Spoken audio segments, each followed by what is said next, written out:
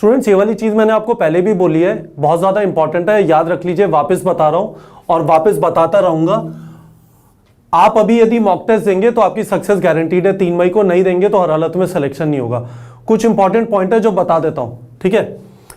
कम से कम इस पॉइंट से लेके एग्जाम तक 15 मॉक टेस्ट लिखिए, कम से कम 15 mock test. 15 mock test, mock test का मतलब है वो टेस्ट जिनमें 180 क्वेश्चन है और 180 मिनट में करना है, ठीक है। ये आपकी नेट प्रैक्टिस है। कोई कोहली, कोई रोहित शर्मा, कोई धोनी गेम में नहीं जाता बिना नेट प्रैक्टिस के। आप भी बिना नेट प्रैक्टिस के गेम में नहीं जा सकते, आपके साथ गेम हो जाएगा, ठीक है। दूसरी चीज, ये वाली सीक्वेंस फॉलो करनी है, पहले बायो, फिर ऑर्गेनिक इनऑर्गेनिक, फिर फिजिकल केमिस्ट्री और फिर फिजिक्स। रीजन क्या है, जब आप इसको करते हैं और इसको आप 75 मिनट में खत्म कर देते हैं, फिर 25 मिनट में ये करते हैं, 15 question 25 minute, 30 question 25 minute, 90 question 50 minute, including OMR filling की बात कर रहा हूं, ठीक है। तो आपके पास 70 मिनट फिजिक्स के लिए बचते हैं बच्चों। इन दो में कैलकुलेशन ज्यादा है। यहां पे आप देखेंगे 60 क्वेश्चन के लिए आपने 95 मिनट रखे, ठीक है। और ये टोटल आपका 170 मिनट होता है, 10 मिनट जिन क्वेश्चन पे आपने गोले लगाए हुए हैं। इस वाले पॉइंट पे आ जाता हूं, ये कवर हो गया, ये कवर हो गया।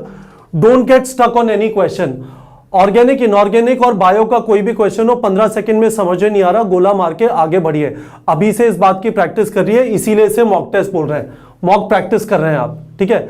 वही प्रैक्टिस आपको एग्जाम के अंदर एकदम तरीके से आपको समझ में आ जाएगा। पेपर देखते हैं मैं कैसे अटेम्प्ट करूंगा, किस सीक्वेंस में अटेम्प्ट करूंगा, कैसे गोले मार के आगे बढ़ूंगा, वो प्रैक्टिस अभी होना जरूरी है, ठीक है।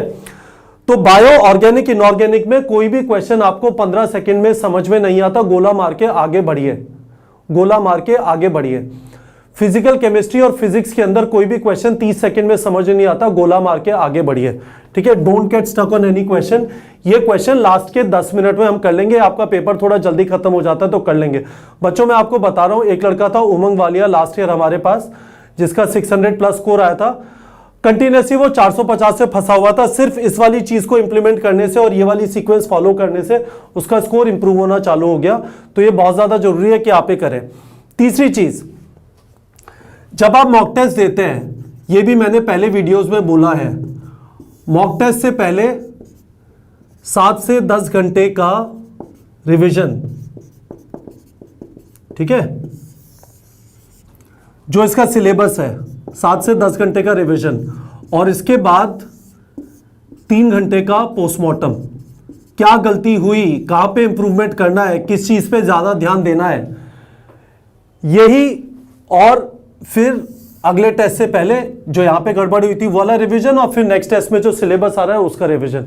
यही सही तरीका है बच्चों रिवाइज करने का, और कोई तरीका नहीं है रिवाइज करने का। और इस चीज की आदत डालिए, आदत डालिए, आदत डालिए, ठीक है। 5 महीने के आसपास है, 5 महीने का मतलब करीब 21 हफ्ते होते हैं।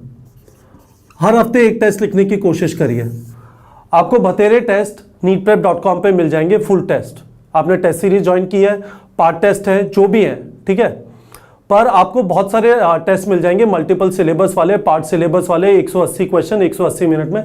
भागिए मत टेस्ट से, और ये मत सोचिए कि पूरा 97 चैप्टर का सिलेबस खत्म होगा तभी टेस्ट लिखूंगा। अभी हमने बूस्टअप वाले जो टेस्ट थे वो भी टेस्ट सीरीज वाले स्टूडेंट्स को अवेलेबल करा दिए। तो आपको बहुत सारे टेस्ट देने का मौका मिल रहा है, पर टेस्ट आपको लिखने, आपकी जगह मैं नहीं लिख सकता, आपके पेरेंट्स नहीं लिख सकते, आपके दोस्त नहीं लिख सकते, टेस्ट आपको लिखने। मैंने आपको यह बता दिया कि रिवीजन बहुत ज्यादा जरूरी है, रिवीजन बहुत ज्यादा जरूरी है, ठीक है। बिना रिवीजन के टेस्ट दिया और उसके बाद पोस्टमार्टम नहीं किया तो कोई फायदा नहीं है। मॉक टेस्ट की ब्यूटी यही है बच्चों, आप अभी सारी गलतियां कर लीजिए जिससे 3 मई को गलतियां ना हो, ठीक है। रिवाइज करिए, टेस्ट दीजिए, पोस्टमार्टम करिए, रिवाइज करिए, टेस्ट दीजिए, पोस्टमार्टम करिए। आपको कंटिन्यूसली पता लगता रहेगा आपके वीक एरियाज क्या है, और कोई तरीका नहीं है वीक एरियाज पता लगाने का, ठीक है। तो ये वाली चीज भी मैंने कंप्लीट कर ली। फाइनली डरिए मत यदि आपका पहले टेस्ट में कम नंबर आते हैं, इंप्रूव होंगे।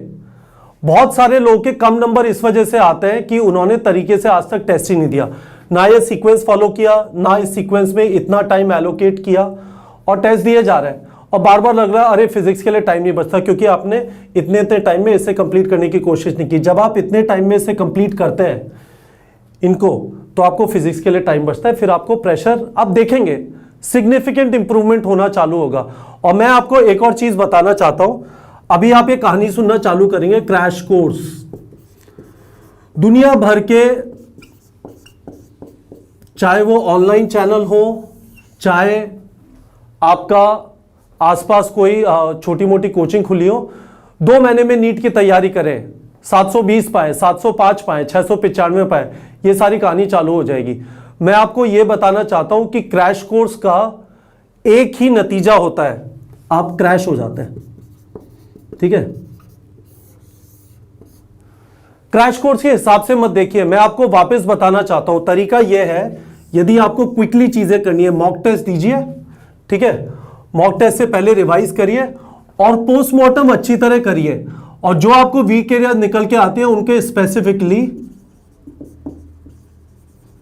वीडियोस देखिए। आपने जैसे नीट प्रेप का कोर्स यदि आप लेते हैं तो आपको चैप्टर वाइज वीडियोस मिलते हैं, और चैप्टर के अंदर टॉपिक्स होते हैं। ठीक है, एक चैप्टर के अंदर 10, 12, 15, जीओसी जैसा चैप्टर तो हो सकता है उसमें 55 टॉपिक हो। आपको पता चल जाएगी कौन से टॉपिक्स में आपकी गड़बड़ हो रही है, स्पेसिफिकली सिर्फ उन टॉपिक्स के वीडियोस देखिए, और फिर आपका रिवीजन हो गया, और फिर वापस ऐसे चलिए।